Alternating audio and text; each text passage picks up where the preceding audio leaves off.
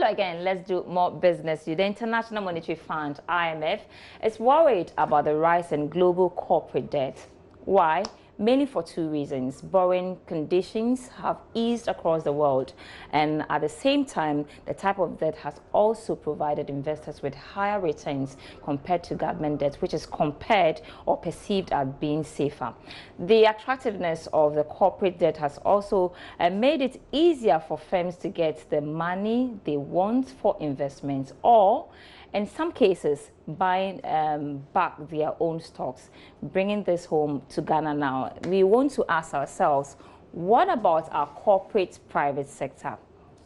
Are we accustomed to debates, as we are accustomed to debates and discussions on the government debt numbers? What about the corporate private sector?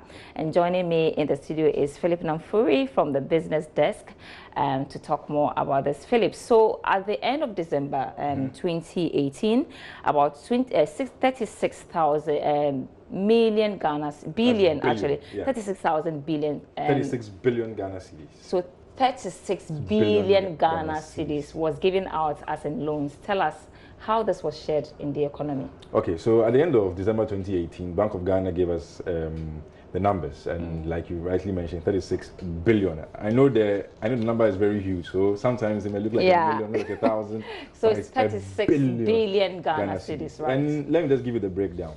So the highest went to commerce and finance with 24.6% of that. Then we have manufacturing with 10.9%. Services with 21.5%. So services came after commerce and finance. Then we have electricity, water and gas, 8.6%.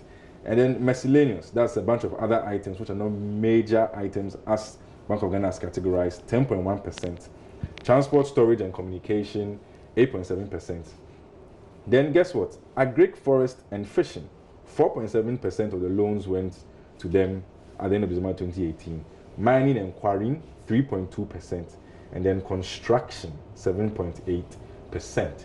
So you realize that commerce and finance, commerce especially, buying, selling, 24.6%, the biggest portion of the loans. And you ask yourselves, mining and quarrying, which from yesterday's GDP figures led growth, that's in the industrial sector, mining especially. Yeah, Philip, so we have the data on the screens now. That's so exactly this is the breakdown. So if you look at the top right corner, that's commerce and finance, 24.6%. Now look at the bottom right corner, agric, forest and fishing, 4.7%. That's just so nothing. Small. And look at services, 21.5%. All this goes back to reiterate the fact that the economy is driven largely by the services sector. And you can see that the productive sectors that are supposed to drive growth, bring employment, are not getting the required credit. Why not, Philip? Sandra, two things. It's the structure of the economy as we have it now, and if you look at, and that also feeds into the banking sector. Deposits are short-term in nature. Banking, as it is in Ghana, is for profit. The banks are in it to maximize shareholder value. They're not in it to make you or I whole. Somebody put up the capital and they must maximize on it. And so getting access to long-term funds in our economy, where we haven't developed our capital market, the long-term part of things brings problems. So you can't take short-term deposits and put it into agric and forestry. And to surprise you to know that this same agric and forestry is one of the highest portions of non-performing loans in the country, standing at 35.5% as at December 2018. Wow, so having said that, how do we get the productive sector that can also create jobs? Okay, so getting them credit is dicey.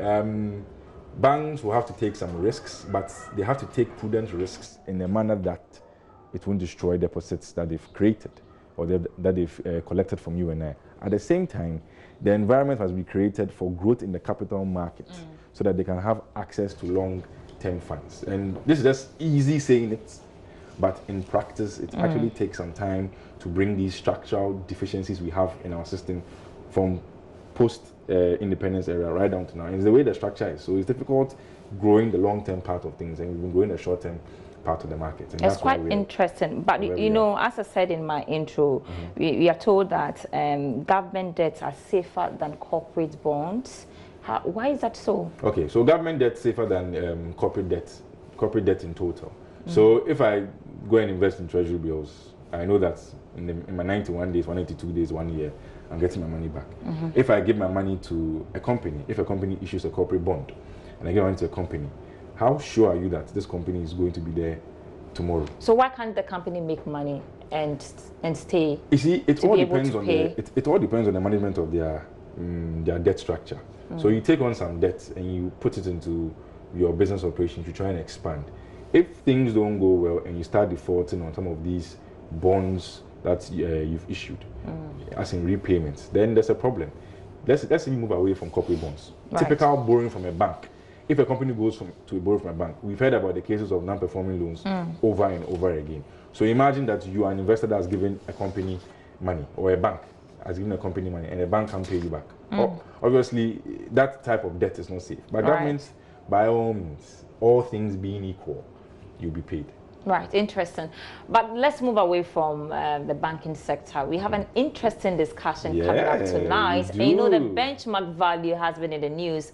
Everybody trying to explain it their way. The understanding is not quite clear. So what are we to expect tonight on PNX Okay, just before I say that, I know you have an understanding because of your large import of vehicles. Really? Yeah, but tonight we are hosting Seth Chumakwaba. He's the CEO of AGI. And then Dr. Joseph Obeng, he's the president of GUTA, Ghana Mineral Trade Association. So GUTA seems to be for this port reforms, and AGI says industries will be killed.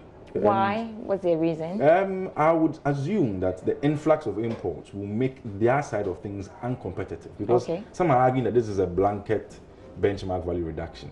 But maybe if you tiered it a bit, so if there's availability of local raw material here, then increase the benchmark value on that so that we can bring that in easily, and then they can use that to grow the industries. So you see that some are saying that this is this government was from taxation to production, but this seems counterintuitive. Why? So tonight, GUTA, AGI, we'll get into it. I'm hoping the conversation about us to paying the real value for the product you're bringing in, because as it stands now, the benchmark value I understand is that, for instance, if you bought a car from the United States of America for like $10,000, instead of paying the duty on the $10,000, they use the manufacturing, which is the which is the case. And so with the reduction, the 30% reduction, you're still not paying for the value at which you bought the car. Is that it? And these are some of the discussions that were going on. Some feel it's because of how the system has gone in previous times. Right. Issues of under invoicing and all that. That is why this whole benchmark value, or some used to call it commissioner's value back in the day, came up, so that we can have a standardized approach to doing these things. So I expect that we would find lasting solutions. But then the key thing here is the volumes issue as well as the industries. All right. What's going to happen there. So okay, thank you very much as always, Philip Namfuri. Do make a date with Philip Namfuri tonight, 9 p.m. PM Express will be coming live, and we'll get the understanding of benchmark value to the commodity markets now. And crude oil is still hovering around $71 a barrel. It traded today at $71.71. Gold was at $1,275.13 an ounce, while cocoa went for $2,383 a ton.